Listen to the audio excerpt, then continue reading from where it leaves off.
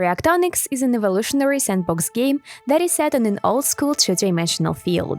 There is a set of tools at players' disposal: gases, liquids, materials, and the most interesting part, living organisms that evolve and change as the world develops. The project is currently in development, and many ideas are yet to be brought to life.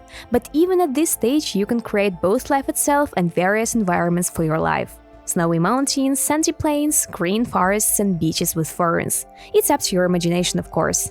At this stage, the game features only single-celled organisms that reproduce and create colonies. However, on top of that, their genome changes, and over time, new species evolve from the old ones, which can be clearly seen by their color.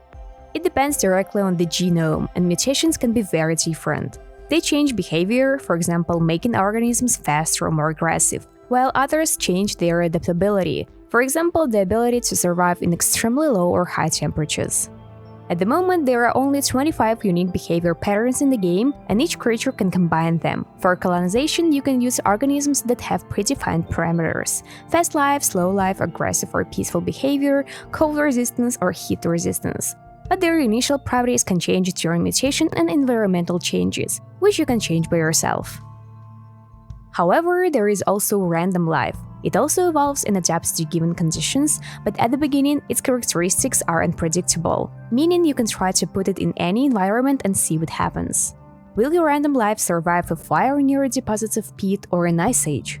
When the single-celled organisms and their colonies are completely finished, we plan to add multicellular creatures to the game, including ants, fish, birds, worms, bees, and so on. You can control the world in different ways, for example by changing the temperature. It's even possible to create two isolated areas of the world with different temperatures, separate them with a heat barrier, and then populate them with life forms that have different temperature tolerance, heat resistance and cold resistance creatures, and then destroy the barrier and watch which creatures eventually win the battle. Speaking of physics, we managed to implement its various aspects: evaporation of water and precipitation, degradation and melting of materials, chemical reactions, formation of various compounds, the number and availability of which can be seen in a separate table of world development. The vegetation in Reactonix is predominantly Earth-like: ferns, birches, palms, grass, and the secret plant Medflower, which rapidly occupies all the space allocated to it.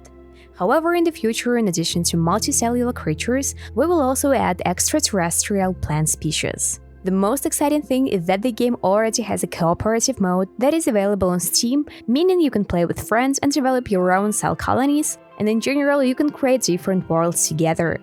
Subscribe to the project page so you're not gonna miss out on news about the release of the game, and of course, add Reactonix to your wishlist.